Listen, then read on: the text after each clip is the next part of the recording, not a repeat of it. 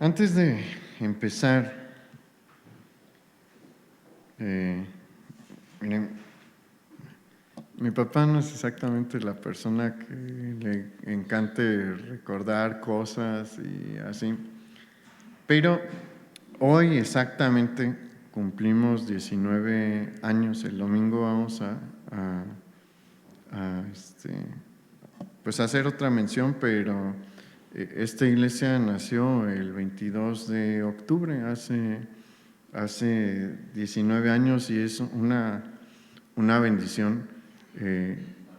Hasta aquí nos ha ayudado el Señor, y pues es una bendición que usted esté aquí, que sea parte de esta iglesia. Creemos que esta iglesia nació en el corazón de Dios con un propósito para esta ciudad, y pues si está usted aquí es porque el Señor también quiere usarle en este propósito que Él tiene para nuestra ciudad y para nuestro estado. ¿Y qué le parece si oramos y vamos a orar?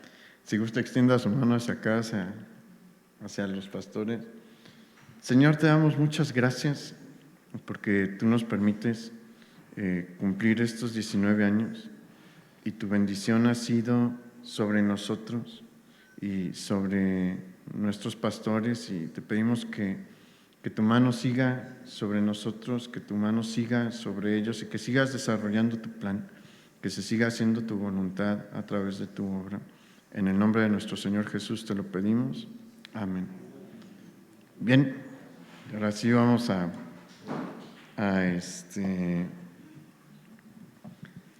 comenzar con el estudio de la palabra. Y estamos en esta serie que se titula Vasijas en manos del alfarero. La semana pasada estuvimos hablando sobre el apóstol Juan y sobre su hermano Jacobo, y vimos que eran unas personas muy distintas a lo que tenemos en mente. Y hoy vamos a ver el resultado de la obra del Señor. El título de nuestro mensaje hoy es Dos hombres explosivos transformados. ¿Por qué eso eran ellos dos? Eran dos hombres sumamente explosivos. Mire, gracias a Dios ellos no tenían el carácter de Pedro, porque si hubieran tenido aparte esto de ser arrojados como Pedro, quién sabe a cuántos se hubieran agarrado. No tenían ese impulso, pero de que eran enojones y de que eran agresivos y explosivos, sí lo eran. Pero vimos la semana pasada que el Señor empezó a obrar en sus vidas, que el Señor los empezó a transformar. Y tuvieron sus episodios, sí, pero algo que yo quiero que tenga en cuenta a lo largo de toda esta serie, excepto probablemente en el último discípulo que vamos a ver, es que todos amaban genuinamente al Señor y le siguieron hasta el fin. Y bueno, Jacobo y Juan, al igual que Pedro y Andrés, entraron con Jesús a Jerusalén y vieron a Jesús enfrentarse a los fariseos, saduceos y herodianos.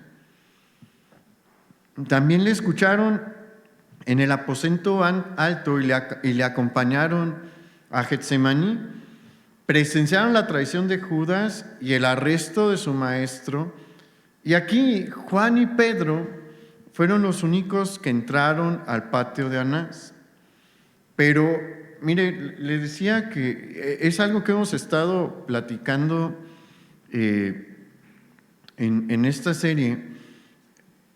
Nuestro carácter bien controlado puede ser útil en las manos de Dios.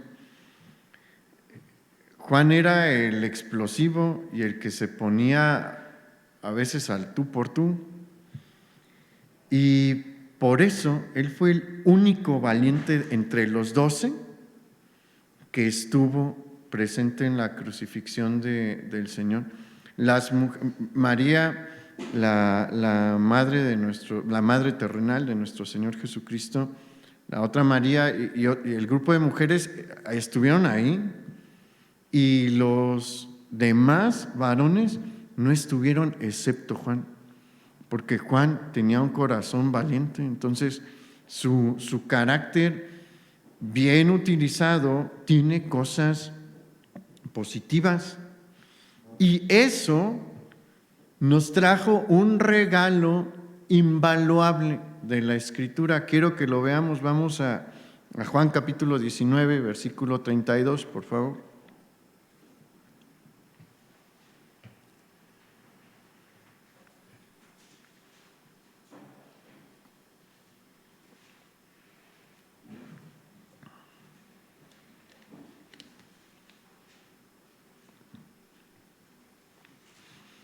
Esto es un tesoro de la Escritura y del caso de la crucifixión de Jesús.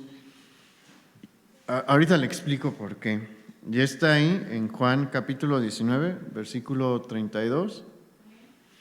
Dice: vinieron pues los soldados y quebraron las piernas al primero y asimismo al otro que había sido crucificado con él. Mas cuando llegaron a Jesús, como le vieron ya muerto, no le quebraron las piernas. Pero uno de los soldados le abrió el costado con una lanza, y al instante salió sangre y agua. Y el que lo vio da testimonio, y su testimonio es verdadero, y él sabe que dice verdad, para que vosotros también creáis. Algo pasó ahí en el sonido, si lo pueden checar, por favor. Bien, ¿qué es lo que es tan especial aquí? Juan nos da un detalle dentro de su descripción de la muerte del Señor Jesús y el trato de su cuerpo posterior a su muerte, que solamente podía proporcionar un testigo ocular, es decir, una persona que estaba allí. Y es esto de que sale sangre y agua una vez que le perforan el costado. En ese tiempo, la medicina no es lo que es ahorita.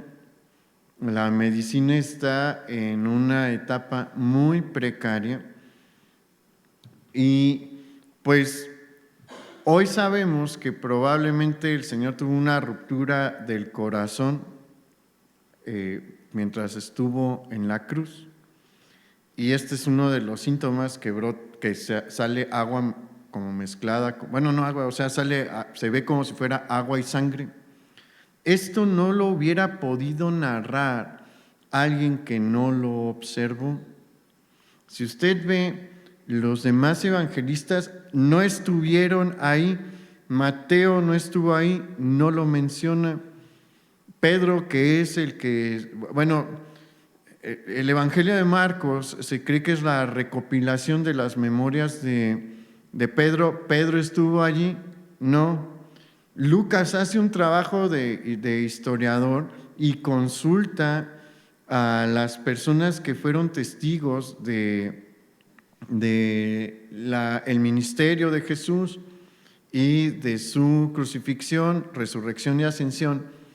Pero él no estuvo allí, probablemente no consultó a Juan, pero Juan estuvo allí. Entonces, cuando ve esto, le llama la atención y lo registra. Este es un tesoro, le digo, porque nos muestra que el autor del Evangelio de Juan fue un testigo ocular de todos estos eventos. Y si usted sabe un poquito de derecho, los testigos oculares tienen muchísimo valor probatorio.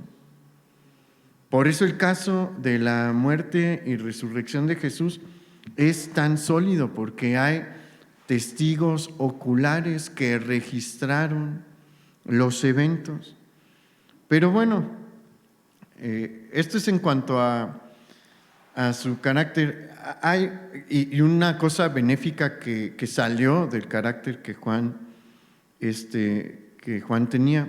Dios le dio su carácter por una razón. Todos tenemos un carácter diferente, todos. Y el Señor nos lo dio con un propósito, con una misión, pero tiene que estar bien encauzado, tiene que estar bien moldeado por el Señor Jesús, porque si no, puede hacer desastres. Al principio, Juan y Jacobo hicieron sus desastres porque no estaba bien encauzado su carácter, pero después vamos a ver cómo el Señor los utilizó y cómo el Señor los transformó, porque hay cosas que sí quiere quitar. El Señor sí quería quitar este carácter enojón de los dos y este carácter ambicioso de los dos, porque ya vimos que los dos tenían ahí sus ambiciones de ocupar lugares de preeminencia, pero con el trato del Señor esto cambió.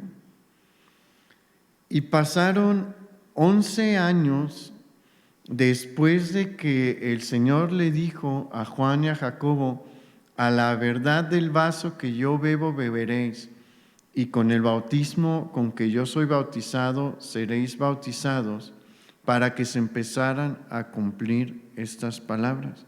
Si usted no estuvo aquí, la semana pasada le comento rápidamente a qué se refería esta frase. El Señor les estaba diciendo que ellos iban a ser perseguidos como Él fue perseguido, y que les iba a tocar entregar su vida por el Evangelio, así como Él entregó su vida por nosotros. Y en el 44 después de Cristo esto comienza a pasar, porque en este año Herodes Agripa está en una condición política nueva. Él ya llevaba tiempo gobernando, ¿no? Pero la zona ahí de Israel fue bastante inestable en este periodo de tiempo, y bueno, cambia la situación política de Herodes Agripa y él tiene la necesidad de congraciarse con el Sanedrín de Jerusalén. Sabe que no puede controlar sus territorios si no tiene la ayuda del Sanedrín de Jerusalén. Entonces busca congraciarse con ellos, y la manera en la que lo hace es persiguiendo a la iglesia. Y en esta persecución logran matar a Jacobo, y él se convierte en el primer apóstol que da su vida por el Señor. Fue perseguido anteriormente, sí, a él le tocó estar allí cuando se desata la persecución de Saulo de Tarso, pero en esta es en la que el Señor lo llama a casa, cumpliéndose aquello que había dicho el Señor sobre él. También lo dijo sobre Juan, pero como le digo, el Señor tiene un plan distinto para todos nosotros, y yo honestamente espero, es algo que he estado a la hora de preparar las últimas series, pues sintiendo de parte del Señor que es necesario que usted sepa para qué le quiere utilizar el Señor, porque le quiere utilizar en algo en que lamentablemente a mí no me va a decir sobre usted, me dice sobre mí, y paso a paso. No crea que yo ya sé perfectamente lo que voy a realizar en el plan de Dios, es paso a paso, pero tengo una noción de lo próximo, de eso sí, pero así el Señor quiere también de usted. Está aquí en la tierra, no estamos todos vivos, porque el Señor quiere hacer algo. No lo tiene aquí nada más para que viva y disfrute de su sol y de su cielo azul que ahora nos ha tocado ver. Lo quiere porque quiere hacer algo ahora, ahorita. O sea, saliendo de aquí quiere empezar a hacer algo. El día de mañana quiere hacer algo. La pregunta es, ¿sabe usted qué es porque si no sabe, no lo puede realizar y está desperdiciando su tiempo. Está desperdiciando su tiempo aquí en la tierra. Es un tiempo muy valioso. ¿Cuántas veces vamos a vivir entre los mortales? Una y ya. Después pasamos a la eternidad y ahí ya es otra situación.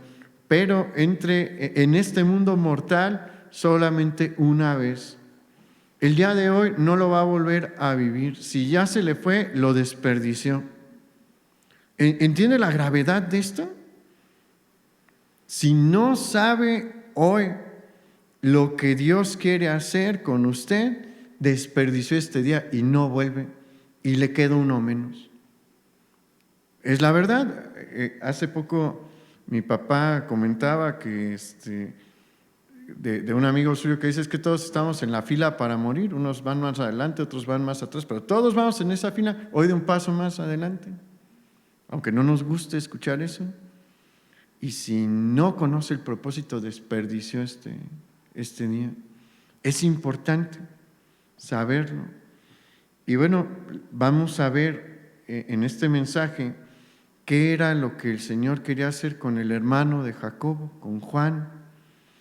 Y nosotros vamos a encontrar en él que el Señor sí trabajó de una manera muy efectiva, porque Él es muy efectivo. Pónganse en sus manos y Él es efectivo para trabajar. No le va a hacer cómodo todo lo que Él va a hacer, pero es lo que se necesita para cambiar lo que usted es hoy en la obra que Él quiere que usted sea. El Señor no quiere que usted se quede igual, quiere que todos los días mejoremos. A veces va a apretar. ¿Ha visto las esculturas de Miguel Ángel en mármol? Son preciosas. Si usted ve las esculturas en mármol del Renacimiento, son impresionantes. Todas empezaron siendo un bloque de mármol sin forma. Así empezamos nosotros. La intención del Señor no es que siempre nos quedemos en el estado de piedra. Dígale a su vecino, no seas piedra, no te quedes como una piedra. Deja que el Señor trabaje en ti. Y a veces el cincelazo es fino, a veces se ocupa el marro para romper las cosas que se tienen que romper, pero así es el proceso y todos tenemos que pasar por ahí. Y cuando nosotros dejamos que este proceso se dé, vamos a empezar a ver la maravillosa obra que Dios está realizando. Usted puede ser salvo y quedarse como piedra bruta, no tome como insulto, o sea, como piedra así, en su estado natural, así se puede quedar, pero ¿no será mejor dejar que el Señor ahí obre en nosotros? Es mucho mejor y es algo que nosotros debemos de hacer. Nos debemos de entregar como Juan se entregó, y con el paso del tiempo se va a ver el cambio. Y cuando el ministerio de Juan está avanzado, nosotros podemos ver que en él, en su corazón, se quedó arraigada una enseñanza que el Señor les dio a todos los discípulos antes de ir a la cruz, en el momento de la última cena. Acompáñenme a Juan capítulo 13, versículo 34.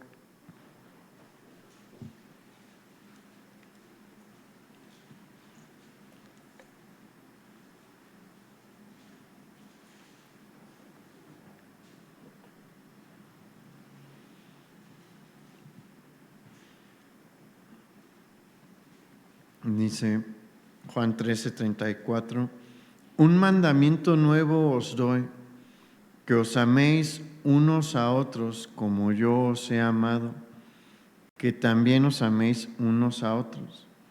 En esto conocerán todos que sois mis discípulos, si tuviereis amor los unos con los otros. Juan es el único evangelista que registra estas palabras. ¿Por qué cree? Porque le llegaron a su corazón. Seguramente a los demás también, pero ellas se quedaron bien impregnadas en el corazón de Juan. Fue una semilla que entró y que empezó a germinar. Y tan importantes fueron para él que las va a repetir en su primera epístola. Acompáñenme a Primera de Juan, capítulo 2, versículo 8.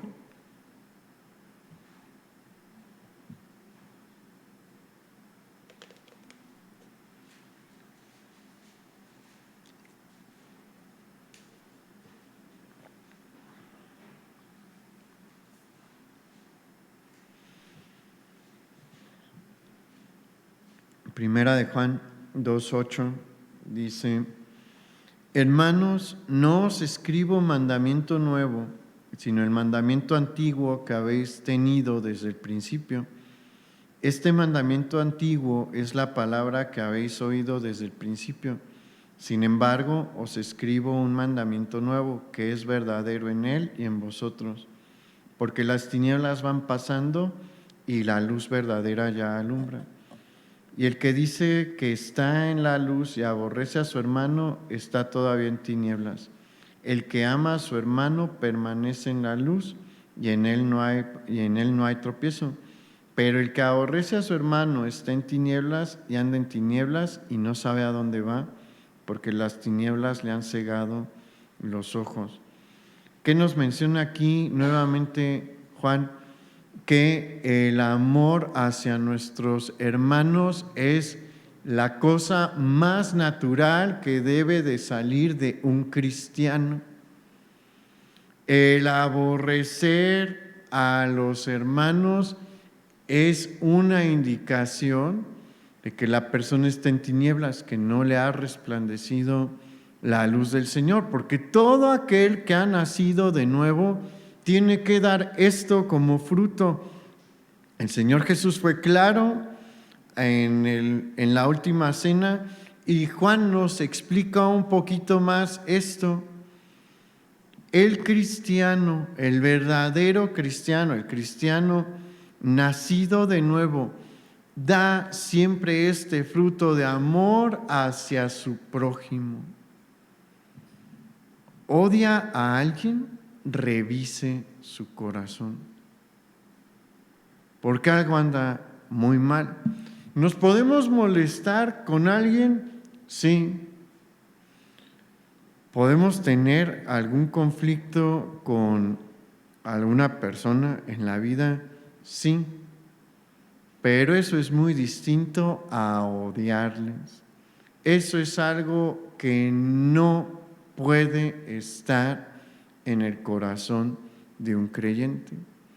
Si no puede perdonar, si le guarda rencor a alguien, algo anda muy mal.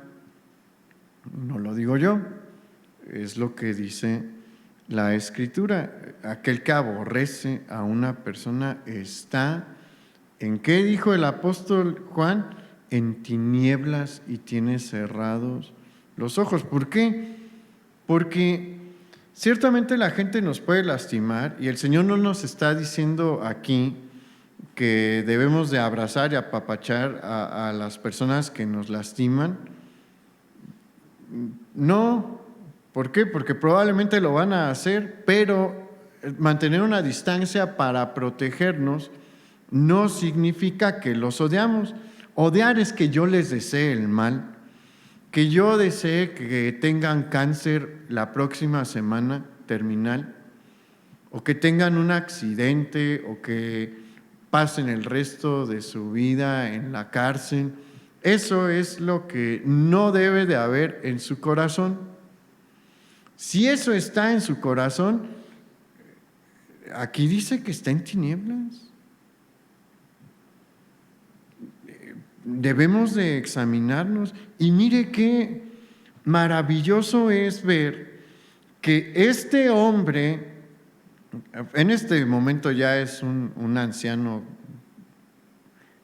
perdóneme la expresión, pero es que sí es verdad, o sea, tiene más de 80 años, pero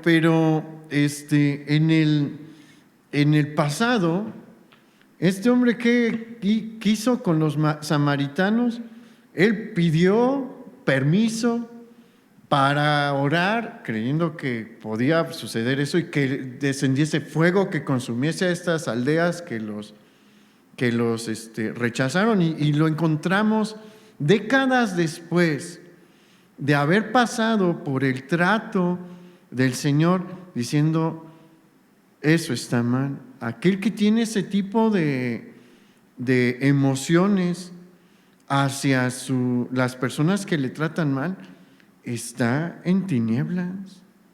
¿No le ha resplandecido la luz? ¿Ve el cambio que el Señor hizo?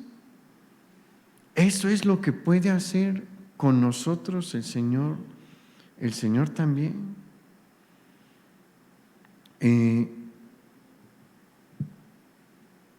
Hay otra cosa que debemos de hablar en cuanto a Juan, porque no tenemos igual información sobre Juan que sobre Pedro. ¿Por qué? Ahorita vamos a ver por qué, sí se lo voy a explicar. Hay varias cosas que no están ahí explícitas, pero las podemos inferir. Pero para hacer eso, necesitamos recordar un problemón que generó Juan junto con Jacobo, con los otros 10. ¿Se acuerda que vimos la semana pasada que los dos se le acercaron a Jesús y le dijeron, Señor, concédenos algo? Y el Señor les dice, a ver, ¿qué quieren? Cuando venga tu reino, cuando establezcas tu reino, el reino de Dios aquí en la tierra, concédenos uno estar sentado a tu derecha y el otro a la izquierda.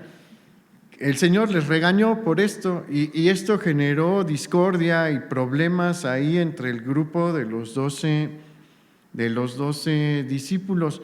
¿Por qué hicieron esto Jacobo y Juan?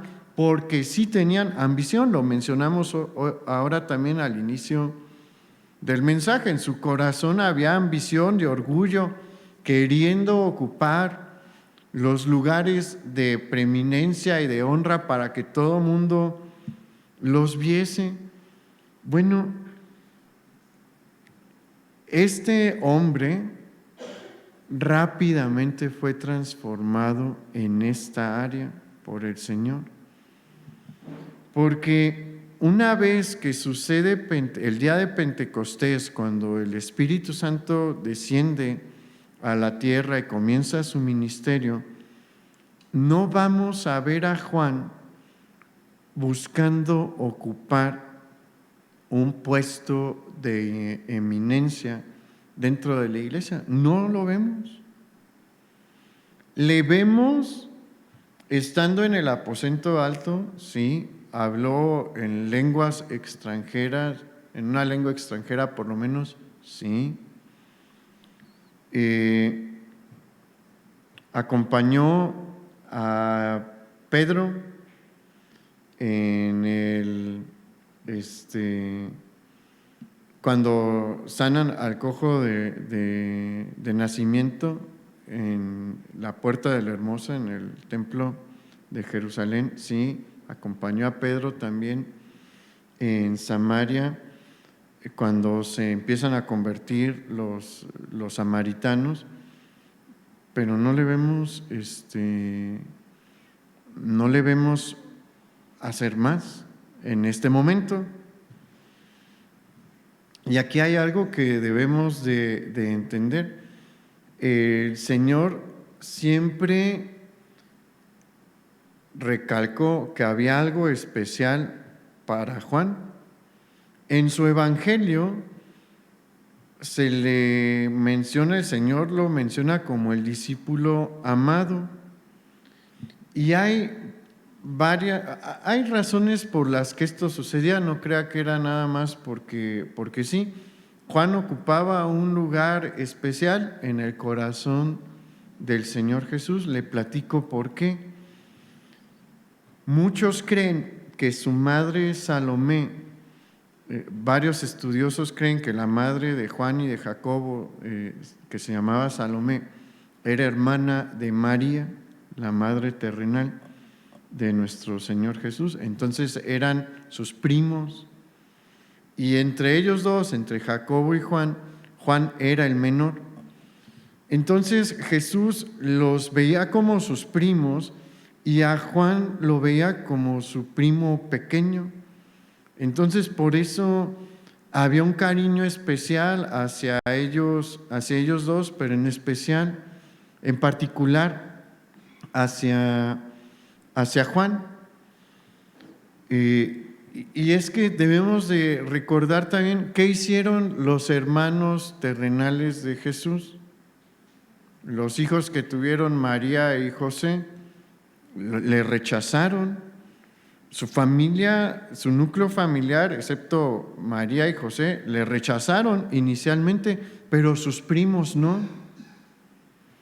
Sus dos primos no. Entonces, pues esto, acuérdense que Jesús era completamente Dios, pero era también completamente hombre y sentía feo cuando padecía rechazo, pero también sentía bien, sentía bonito cuando era aceptado. Tuvo un cuerpo como el nuestro y sintió como nosotros. Entonces, obviamente le daba gusto que sus primos estuvieran ahí con él, acompañándole. Y después, en el Evangelio de Juan es bien curioso porque a lo largo del Evangelio de Juan nosotros podemos ver que había una competencia entre Pedro y Juan. Léalo y va a checar que Juan dejó ahí esos detalles. Es palabra de Dios, pero pues Dios utilizó hombres de carne y hueso y utilizó sus estilos y sus memorias y demás para escribir, y dejó que Juan nos permitiera ver esta situación que había ahí entre Pedro y Juan. Hasta el final del Evangelio esto estuvo presente. Acompáñame por favor a Juan capítulo 21, versículo 21.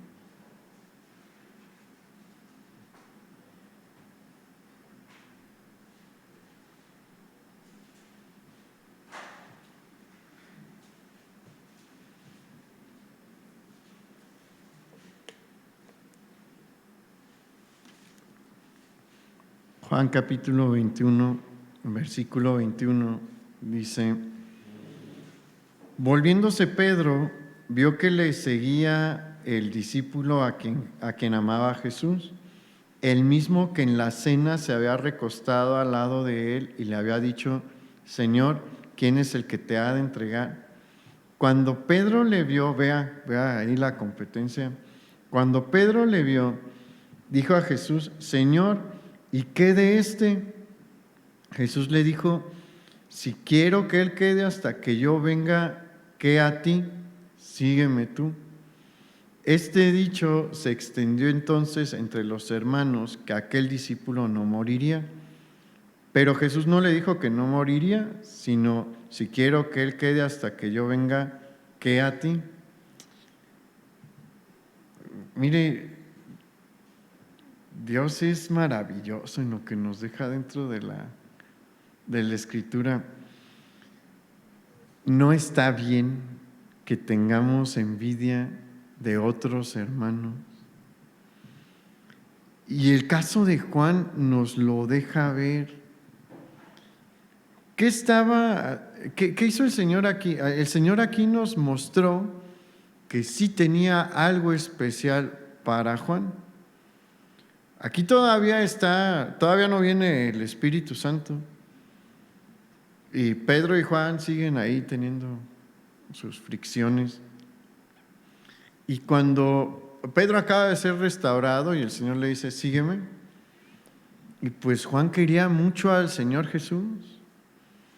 Y los ve levantarse y Juan se levanta también y empieza a caminar a distancia.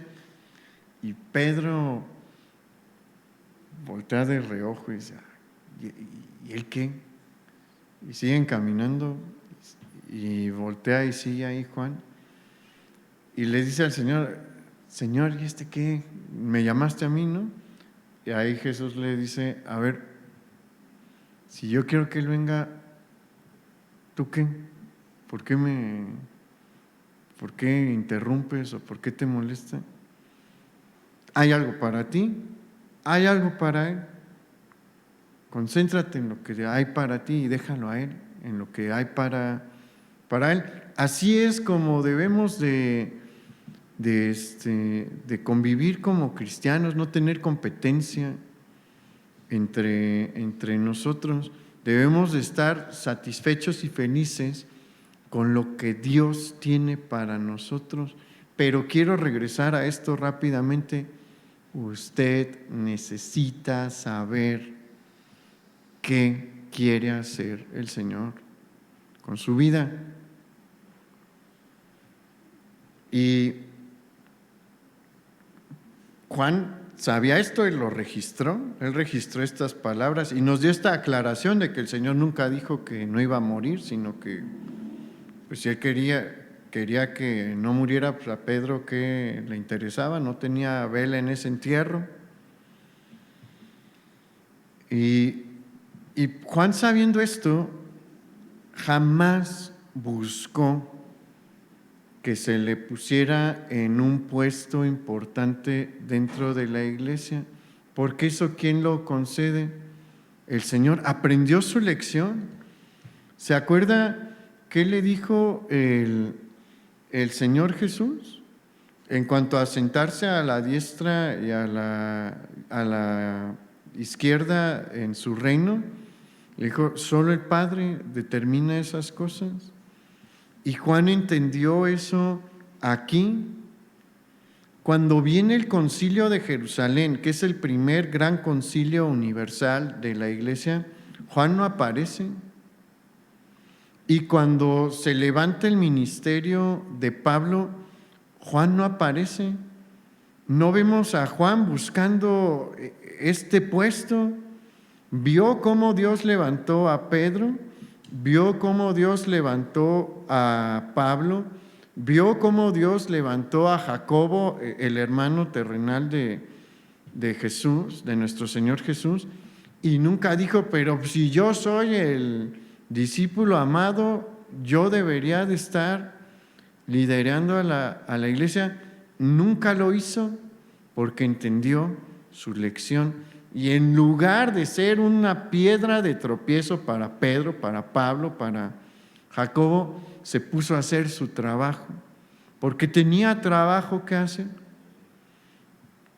Y en su tiempo, el Señor le va a usar de una manera muy importante, porque fue muy importante lo que hizo Juan.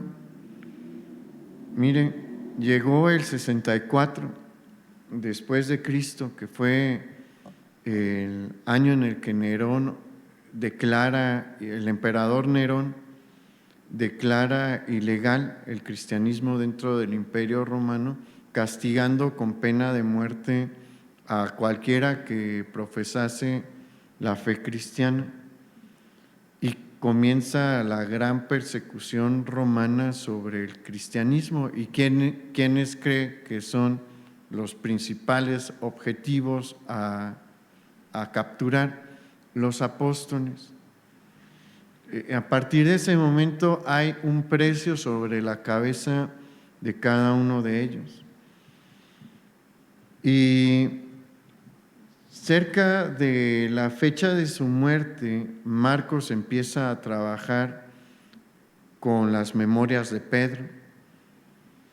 Y entre el 60 y el 70 después de Cristo, Mateo va a trabajar sobre su evangelio. Y Lucas se va a poner a trabajar también en su evangelio. Y en estas décadas, entre mediados de la década de los 60 y los 80, el Señor va a llamar a casa a través del martirio a Marcos, a Lucas y a Mateo.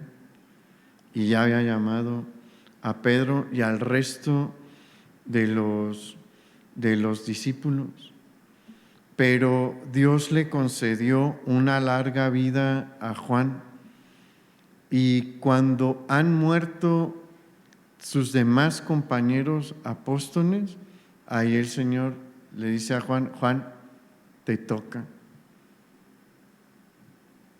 Mucho tiempo después, esto es importante que lo veamos, porque vemos el cambio que el Señor hizo en este hombre.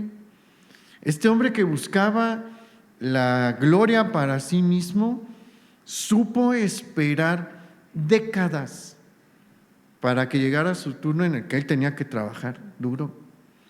Y esto es importante también. Le dije que me perdonara la expresión de anciano, pero es importante que usted vea esto. Si siente que ya está avanzado de edad, no crea que Dios no le puede usar. A Juan lo empezó a usar en sus 80 años, con un trabajo muy importante. Entonces no se desanime y no diga: es que yo ya estoy grande, yo ya no puedo hacerla. Usó a Juan, probablemente más grande que usted, porque no le veo de 85 años a nadie aquí. Allí empieza el Señor a usar, y el Señor mueve su corazón a comenzar a redactar su evangelio. Y el evangelio de Juan es de muchísimo valor, porque en este tiempo, en los 80s, ya venía desarrollándose, pero ya para la década de los 80s empieza a tener mucha fuerza y mucho ímpetu una de las primeras herejías que enfrentó el cristianismo, el gnosticismo. No tengo tiempo ahorita para explicarle qué es. Lo vimos en el instituto hace relativamente poco. Si tiene curiosidad, pregunte sobre la clase. Pero sí le voy a decir una de sus características. El gnosticismo negaba la encarnación de Jesús. El gnosticismo decía que el cuerpo el mundo material era maligno, y por eso no podía Jesús tener un cuerpo material, porque la naturaleza del mundo material era maligna. Y fue una idea que se popularizó en estos grupos. Y Juan se levanta para poner orden, y vea qué privilegio le dio el Señor a Juan, ¿no? De levantarse para ser su instrumento para aplacar y apagar esta herejía. Comenzó atacando esta herejía con su evangelio, porque se acuerda que Juan registra también la duda de Tomás, y que Tomás dijo: hasta que no meta mi dedo en la llaga de sus manos y en el costado y en la herida de su costado, yo no voy a creer. Y dice ahí que ahí Juan registra que se presenta el Señor. Tomás lo ve y le dice, ahí se rinde y dice: Señor mío y Dios mío. Y el Señor le dice: sí, pero mete tu dedo en la herida de mi mano y toca la herida de mi costado. ¿Qué nos deja ver ahí? Que su cuerpo resucitado también era un cuerpo físico que se podía tocar. No era un espíritu incorpóreo. Efectivamente, Tomás metió la mano aquí y metió el dedo y la mano en el costado. Ahí empezó Juan a trabajar, pero como autoridad, siendo el último testigo ocular del ministerio, muerte, resurrección y ascensión de Jesús, escribe esto en Primera de Juan. Acompáñame en su primera carta, Primera de Juan, capítulo 4, versículo 1.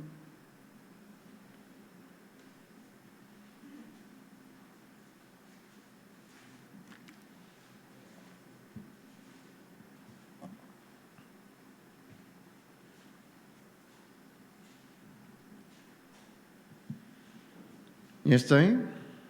Primera de Juan, capítulo 4, versículo 1, dice: Amados, no creáis a todo espíritu, sino probad los espíritus si son de Dios, porque muchos falsos profetas han salido por el mundo. En esto conoced el Espíritu de Dios. Todo espíritu que confiesa que Jesucristo ha venido en carne es de Dios. Y todo espíritu que no confiesa que Jesucristo ha venido en carne, ¿qué dice ahí? No es de Dios. Y este es el espíritu del anticristo, el cual vosotros habéis oído que viene y que ahora ya está en el mundo. ¿Hay dudas de lo que es la doctrina cristiana en cuanto a la encarnación de Jesús? Si uno lee este pasaje no puede tener dudas.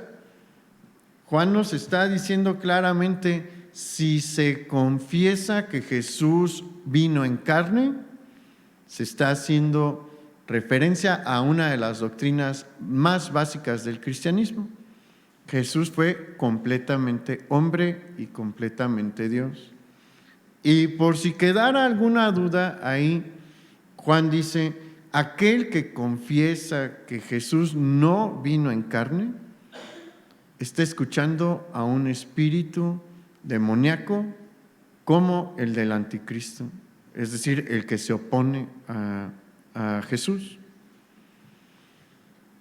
Dios lo utilizó y vea, le dije que había un plan para Juan. Lo usó como un muro de contención contra esta falsa enseñanza que estaba llevándose a creyentes a la perdición. Y se establece una postura bien firme sobre esta doctrina.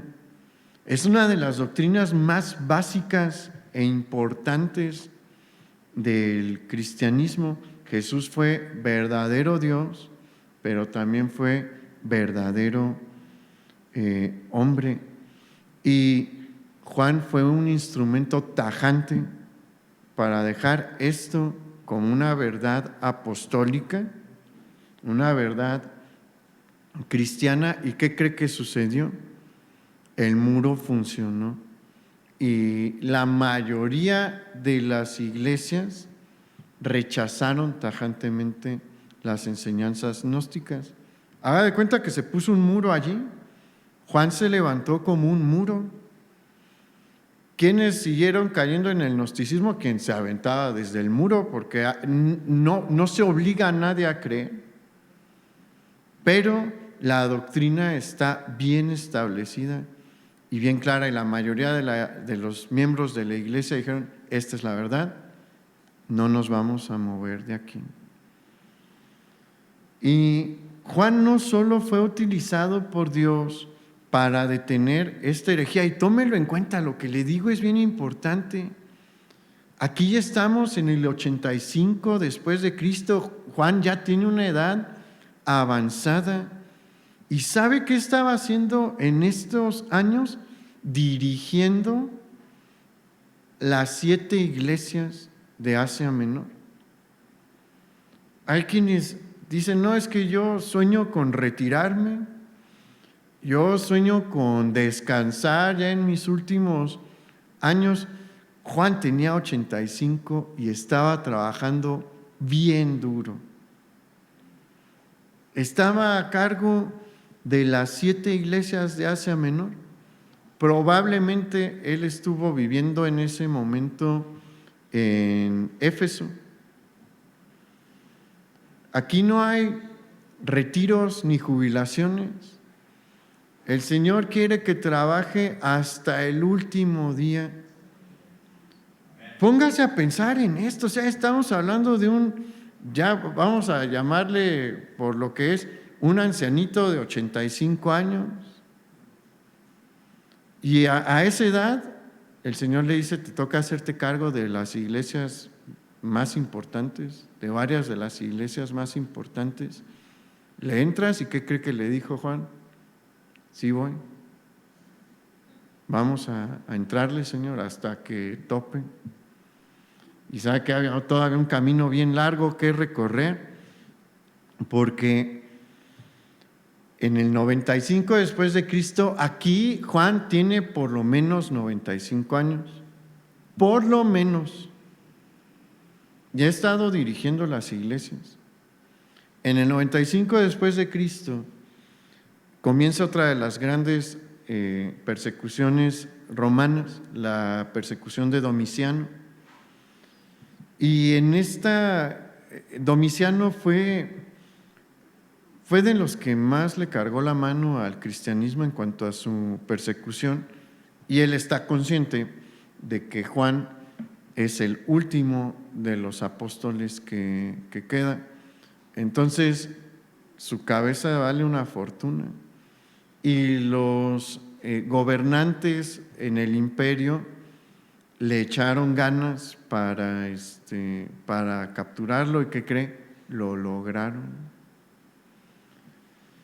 No lo llevaron a Roma porque probablemente no querían perderse la gloria de ser llamados los que ejecutaron a Juan. Y este gobernador romano que lo captura, sabía de este rumor que mencionaba que él no iba a morir, y la tradición dice que tenía preparada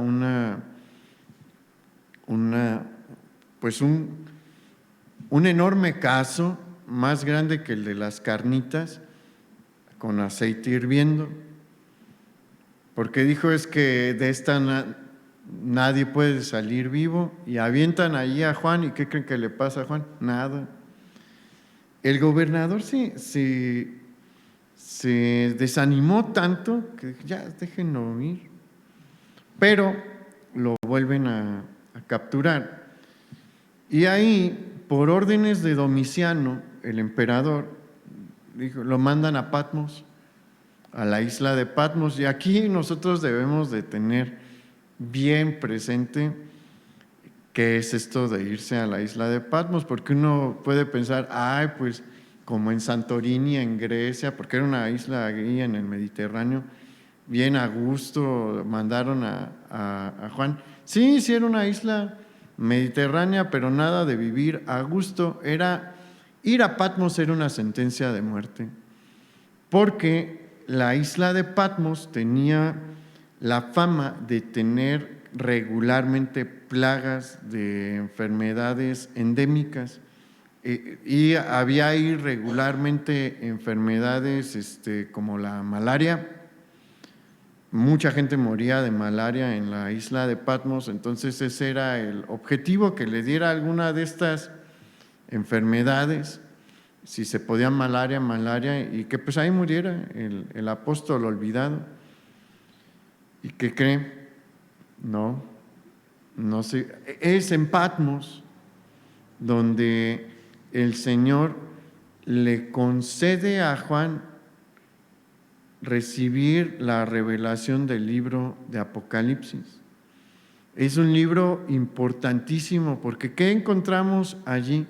el último mensaje del Señor a su iglesia. A las 7 iglesias que él estuvo pastoreando, pero también encontramos ahí la revelación de los tiempos del fin. Tenía algo especial el Señor para Juan, sí. En el 99 después de Cristo muere Domiciano. Y no fue un emperador popular, y el Senado, una vez que muere, el Senado romano deroga todos sus edictos y dejan a Juan en libertad. ¿Cuántos años tiene él? Por lo menos 99. Nunca se es viejito para servir al Señor. Jamás es viejito para servir al Señor. ¿Y qué cree que hizo Juan? Yo le dije que aquí nadie se retira. Aquí nadie se retira, es para ustedes. Para ustedes también, no hay jubilación. Se regresa a Éfeso y estuvo trabajando ahí 2 años más. Se cree que él muere en el 101 después de Cristo, de más de 100 años.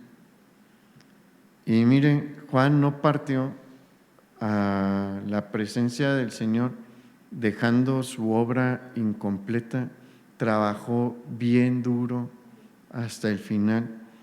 Y aquí es donde quiero cerrar, para que vea la obra que hizo el Señor con Juan y lo que quiere y puede hacer también con usted.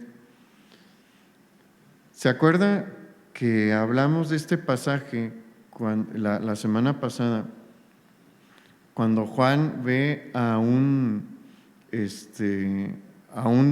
discípulo que no era de los 12 apóstoles, liberando endemoniados en el nombre de Jesús, y que se le acerca y dice: ¿tú quién te crees? Nada más nosotros somos los que podemos expulsar demonios porque en el nombre de Jesús, porque nosotros somos los 12 que estamos con el Maestro, déjalo de hacer. Ese hombre que era celoso de su posición, que se creía la persona más importante y el único con derecho a obrar en el nombre de Jesús, cambió. ¿Por qué? Porque se dedicó a levantar discípulos para la siguiente generación. Entendió que él no era el único y que tenía un trabajo, levantar a más, porque la obra no se iba a terminar. Y aquí es en donde quiero aterrizar también con usted, porque si no sabe nada de lo que el Señor quiere hacer con usted, yo le doy una adelantada. Quiere que haga discípulos, quiere que le comparta a otras personas y que los discipule. Es una bendición lo que hacemos en hospitales y lo vamos a seguir haciendo, pero no todo el mundo va a hospitales, no todo el mundo tiene el tiempo, y le damos muchísimas gracias a Dios por cada uno de los que van a hospitales mes con mes. Tal vez no tenga tiempo para ir allí, pero sí tiene tiempo para buscar a alguien que esté con hambre de Dios, compartirle y hacerle un discípulo. ¿Qué implica esto? Que va a tener que trabajar con él, que va a tener que dedicarle tiempo, que va a tener que invitarlo a la iglesia. Y eso es algo que yo sí quiero también remarcar. En un punto rápido, pronto, tiene que invitarlo a la iglesia. La iglesia es necesaria para el crecimiento espiritual. Entonces, sí, comparta e invite a la iglesia. Es parte del discipulado, y sabe que probablemente le va a tocar traerlo a usted. Hágalo, porque Dios sí quiere eso de usted. Ese es un llamado para todos nosotros, para todos. ¿Cuándo puede empezar hoy si quiere o mañana. Si no tenía idea de qué quería hacer el Señor con usted, esto quiere, sin miedo a equivocarnos, lo podemos decir.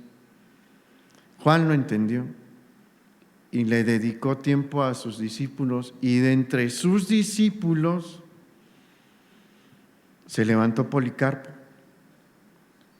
Policarpo se va a convertir después en el obispo de Esmirna. ¿Y se acuerda el mensaje del Señor a la iglesia de Esmirna? Es de las 2 iglesias de las 7 en las que el Señor dijo: tú estás bien. Eso quiere el Señor de nosotros. Y en eso se convirtió Juan, en alguien que podía levantar discípulos efectivos. Policarpo fue de los padres de la iglesia de la primera generación más importantes. Este hombre celoso aprendió todas sus lecciones y también aprendió sus lecciones y también se dejó moldear por el Señor, que no lo recordamos como a Pedro sí lo recordamos generalmente, si no profundizamos mucho, como el que negó al Señor, como el que le cortó la oreja a Malco, como el que se andaba hundiendo ahí en la barca. Pero de Juan, si no entramos profundo a estudiarle, todos decimos: ay, el evangelista del amor, el discípulo amado, el discípulo que habla mucho del amor. Pero eso fue el resultado final, la obra maestra del Señor terminada. ¿Vamos a dejar que el Señor obre así con nosotros? Hay que ser como Juan. Dios quiere hacer una obra maestra con su vida. Déjese moldear. Entre a las manos del alfarero y deje que haga su obra. Vamos a orar. Padre, muchas gracias por darnos nuevamente este hermoso ejemplo de un hombre que se entregó por completo, que supo esperar por tu tiempo y que transformaste tan profundamente que no se parecía en nada al hombre con el que comenzaste a trabajar. Yo te pido que eso seamos también nosotros, Señor, porque a veces somos más piedra que tu obra, a veces seguimos siendo barro sin forma, pero esa no es tu voluntad para nosotros y queremos someternos a tu voluntad. Señor, tómanos en tus manos, Señor. Todo lo que pidas de nosotros te daremos. Haz lo que quieras de nosotros. Verdaderamente queremos orar como tú nos enseñaste. Venga tu reino, hágase tu voluntad en mi vida, como se hace en el cielo. Te lo pedimos, Padre, en el nombre de Jesús. Amén. Pase buena noche, hermano, y que descanse, que vaya en la paz del Señor, y nos vemos aquí el viernes y el domingo. Matrimonios, no se olviden, el viernes. Hasta los cielos yo te cantaré, por lo que tengo mi voz alzaré. Hasta los cielos yo te